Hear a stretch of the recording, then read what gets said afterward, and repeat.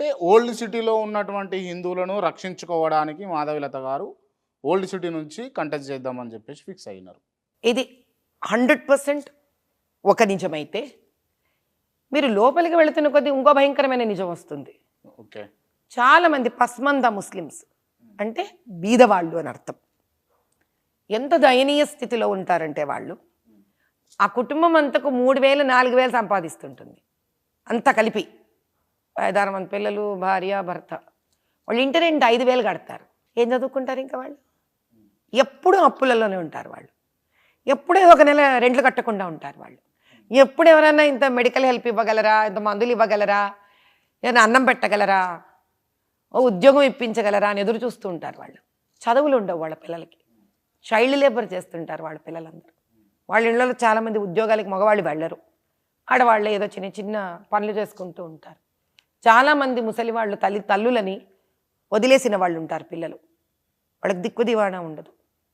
చాలా భయంకరంగా ఉంటుంది అక్కడ స్థితి. If you have to look at the economical conditions చాలా భయంకరంగా ఉంటుంది. ఇంకొకటి, ఆ వీధులలో ఎక్కడ హైజీన్ ఉండదు. చెత్త కుండీలేత దారుణంగా ఉంటుంది. అంటే అసలు ఎలా ఉంటుందంటే ఈ జూబ్లీ హిల్స్, బంజారా హిల్స్ నుంచి ఒక్క 50 feet దాటితే నాంపల్లి కాన్స్టిట్యున్సీ. మీ నాంపల్లి కాన్స్టిట్యున్సీ కొంచెం దాటంగానే మీకు ఓల్డ్ సిటీ వచ్చేస్తుంది. అంటే ఇక్కడ నుంచి అక్కడికి మహా అంటే మీకు ఎంత ఒక 400 meters 500 meters అంటే 1/2 kilometer కన్నా ఉంటుంది. ఒక 1/2 kilometerలో మీకు ఎంత తేడా కనిపిస్తుంది క్వాలిటీ ఆఫ్ లైఫ్లో, అంటే ఎంత దిగజారిపోయిన స్థితి కనిపిస్తుందంటే అది చూసిన తర్వాత హిందువులకు ఒక రకంగా సపోర్ట్ అబ్జల్యూట్లీ లేదు, వాళ్ళకి డెవలప్మెంట్ లేదని ఒక బాధ అయితే, ముస్లింలలో కూడా ఆ దయనీయ స్థితిలో పేదరికంలో ఉన్న వాళ్ళకి కూడా ఏమీ జరగట్లేదు అక్కడ.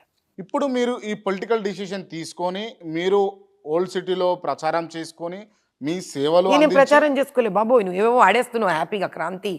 ఏం ప్రచారం చేసుకున్నాను ఆయన? నేను ఏ ప్రచారం చేయలేదబ్బా. నేను చారిటబుల్ వర్క్స్ చేస్తున్నా. ఓల్డ్ సిటీలో ఇప్పుడు విరించి మాధవిలత గారు అని అంటే తెలియని వాళ్ళు ఉన్నారా? ఉన్నానంటావా లేరంటావా?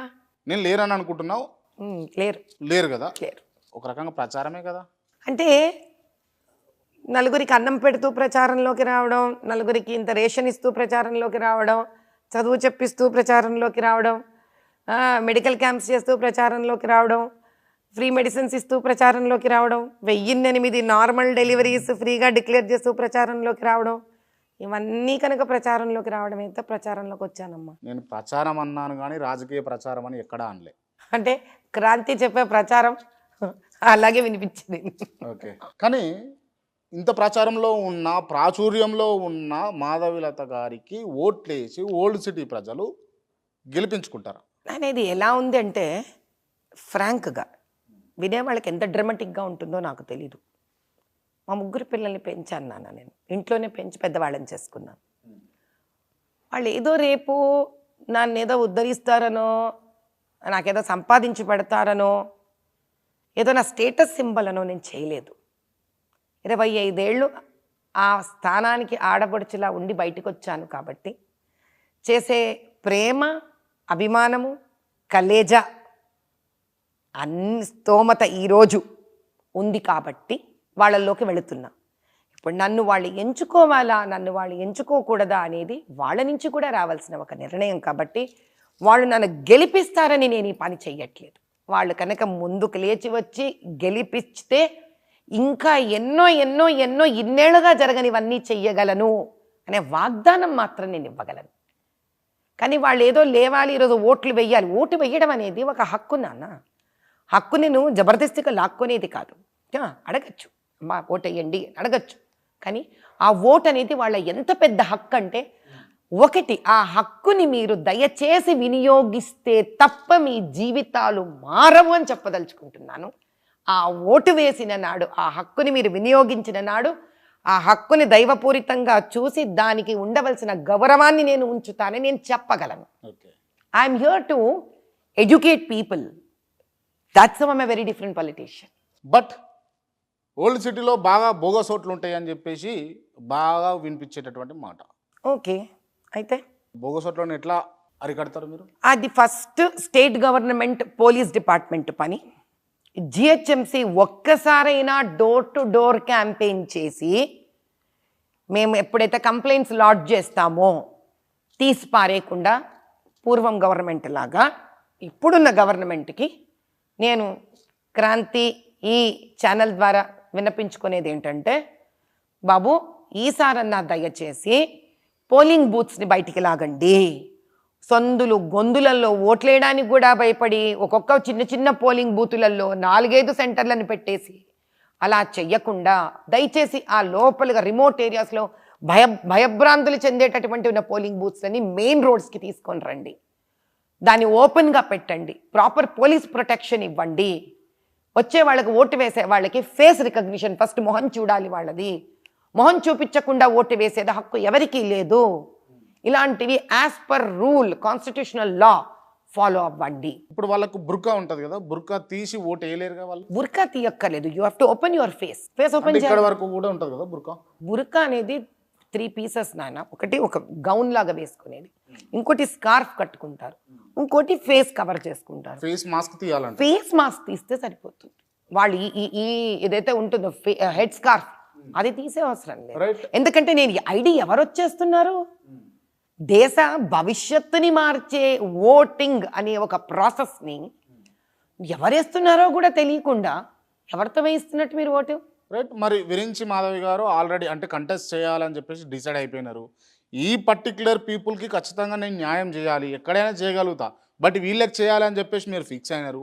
బట్ దానికి కంటే ముంగట మీరు చేయాల్సిన పని ఏంటంటే అక్కడ ఓటు వేసే వాళ్ళను చైతన్యం చేయాలి, ఓట్లు వేయించుకోగలగాలి, పోలింగ్ బూత్లు ఏర్పరచుకోగలగాలి.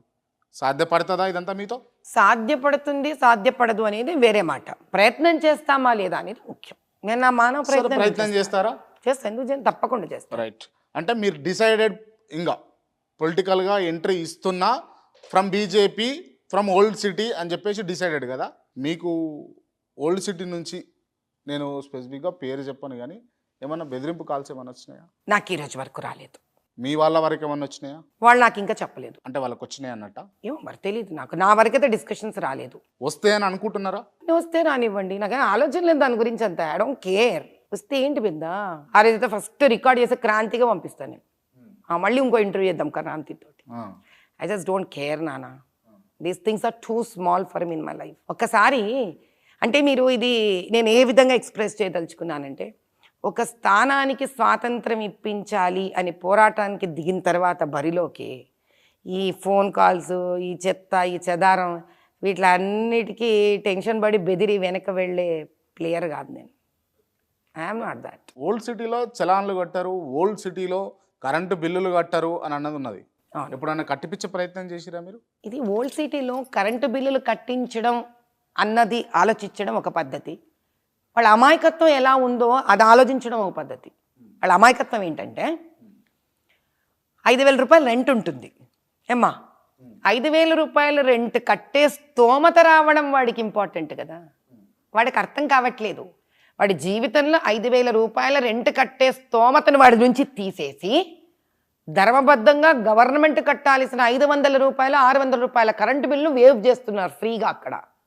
వీడేమనుకుంటున్నాడు, వెరి వెంగళప్ప, అబ్బా నా కరెంటు బిల్లు వేవ్ అయిపోతుంది గవర్నమెంట్ది, పాపం అందుకే రాజకీయ నాయకులు ఎంచుకోబడి నాకు గవర్నమెంట్ తరపున ఫ్రీ చేస్తున్నాడు అనుకుంటున్నాడు.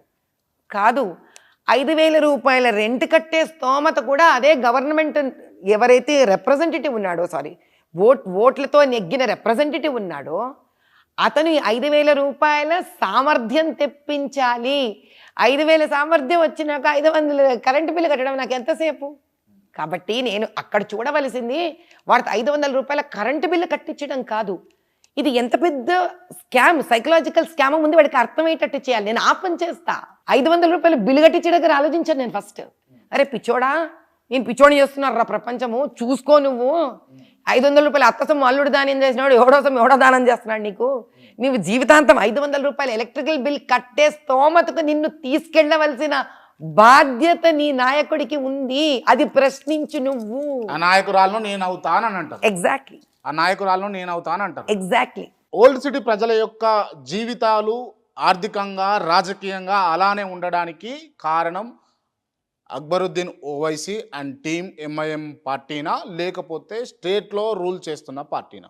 ఇప్పుడు అక్బరుద్దీన్ ఓవైసీ గారు ఆ ప్రాంతాన్ని అలా ఎందుకు పెట్టారంటే ఆ ప్రశ్న మీరు ఆయన్ని అడగండి, సమాధానం ఆయన ఇస్తారు. మీరు ఏమనుకుంటున్నారు? అక్కడ నుంచి వస్తున్నా ఆ ప్రాంతం ఎప్పటికీ ఒక 50 ఏళ్ళగా అలా ఉండిపోవడానికి కారణం ఎవరూ కూడా అక్బరుద్దీన్ ఓవైసీకి ఎదురు నిలబడి నేను సత్తాతో నిలబడతాను, నేను నీతో పోటీ చేస్తానని గట్టిగా నిలబడకపోవడం వల్ల ఇష్టారాజ్యం భరతుడి పట్టం నడుస్తుంది అక్కడ.